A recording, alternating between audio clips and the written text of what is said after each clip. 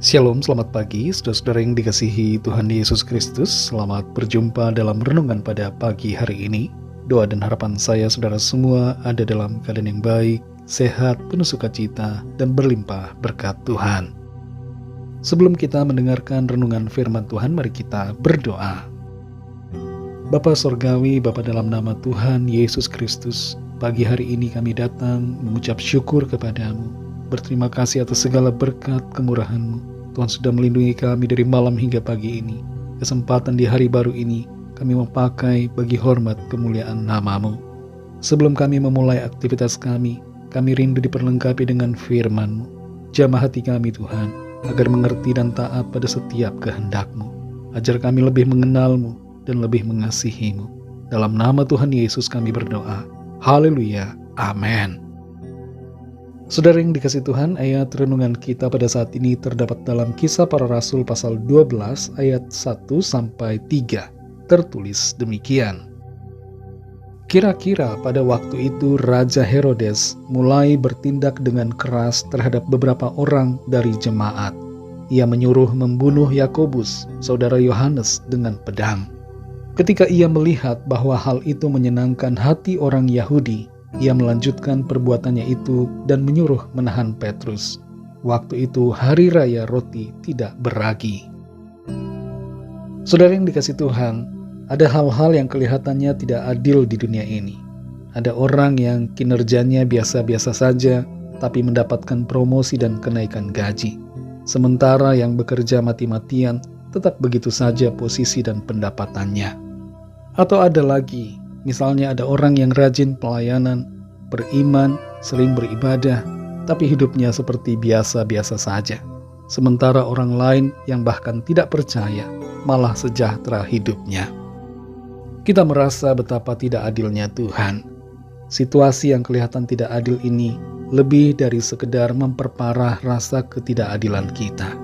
Kita jadi cemburu dan iri hati, sekaligus bingung dengan kondisi tersebut, serta bertanya kepada Tuhan.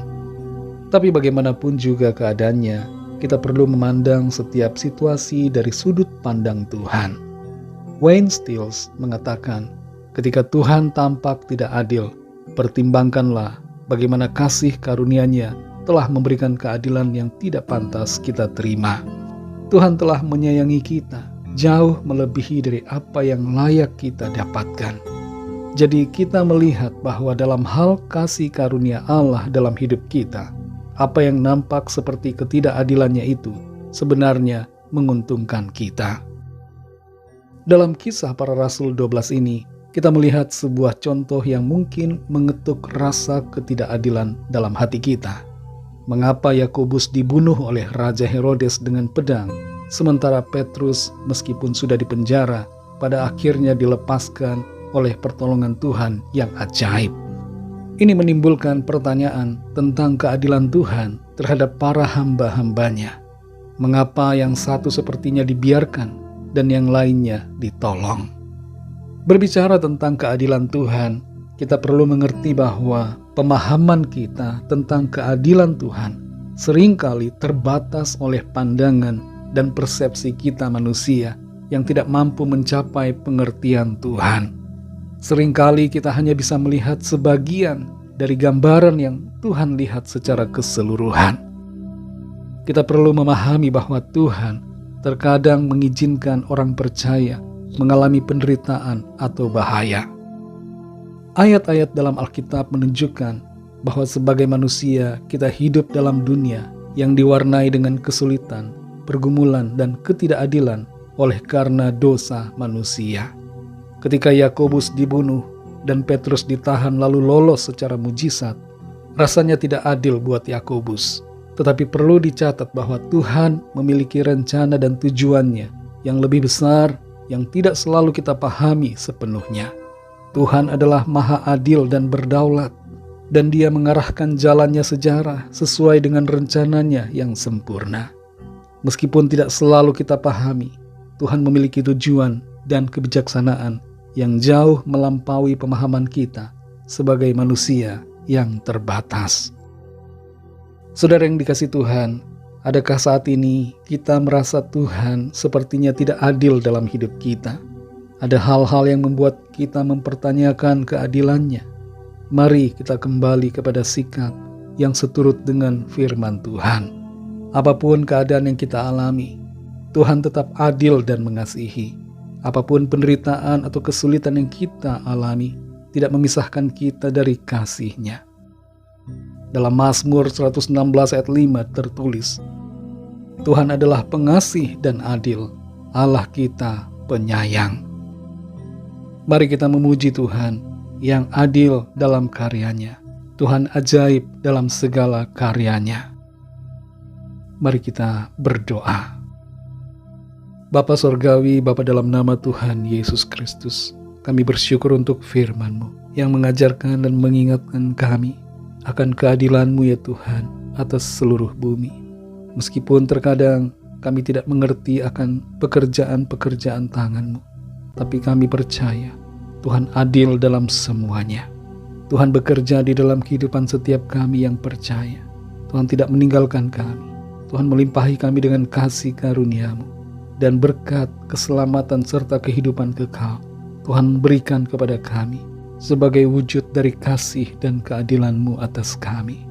Ajar kami untuk selalu bersyukur kepada-Mu dan menyadari, memuji Tuhan bahwa Engkau adil dalam segala perbuatan-Mu.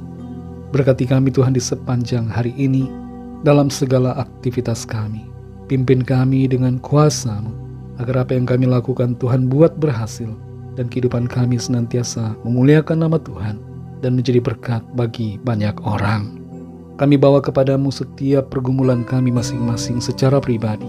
Apapun persoalan dan kesulitan yang kami alami, mungkin itu sakit penyakit, pergumulan dalam hal keuangan, masalah dalam rumah tangga, biarlah Tuhan menjamah, memberikan kekuatan, kesembuhan, jalan keluar, kelepasan dan mujizat yang ajaib bagi setiap kami. Terima kasih Tuhan, segala puji, hormat, syukur hanya bagi-Mu. Dalam nama-Mu yang kudus, nama Tuhan Yesus Kristus, kami sudah berdoa dan mengucap syukur. Haleluya. Mari sama-sama kita berdoa, doa Bapa kami. Bapa kami yang di sorga, dikuduskanlah nama-Mu, datanglah kerajaan-Mu, jadilah kehendak-Mu di bumi seperti di sorga. Berikanlah kami pada hari ini makanan kami yang secukupnya, dan ampunilah kami akan kesalahan kami, seperti kami juga mengampuni orang yang bersalah kepada kami. Dan janganlah membawa kami ke dalam pencobaan, tetapi lepaskanlah kami daripada yang jahat, karena Engkaulah yang mempunyai kerajaan dan kuasa dan kemuliaan sampai selama-lamanya. Amin. Terimalah berkat Tuhan. Tuhan memberkati engkau dan melindungi engkau. Tuhan menyinari engkau dengan wajah-Nya dan memberikan kasih karunia. Tuhan menghadapkan wajah-Nya kepadamu dan memberikan damai sejahtera. Berkat anugerah dari Bapa Sorgawi, cinta kasih karunia dari Tuhan Yesus Kristus, dalam persekutuan dan penghiburan Roh Kudus, menyertai kita semua sekarang ini dan sampai selama-lamanya. Dalam berkat nama Tuhan Yesus Kristus, haleluya, amin. Puji Tuhan, saudara yang dikasihi Tuhan, saya percaya firman Tuhan menjadi berkat dan kekuatan buat saudara semua, dan Roh Kudus akan menolong saudara untuk lebih lagi memahami kebenaran firman Tuhan. Tuhan Yesus memberkati saudara semua. Selamat beraktivitas dan sampai jumpa dalam renungan yang berikutnya. Haleluya.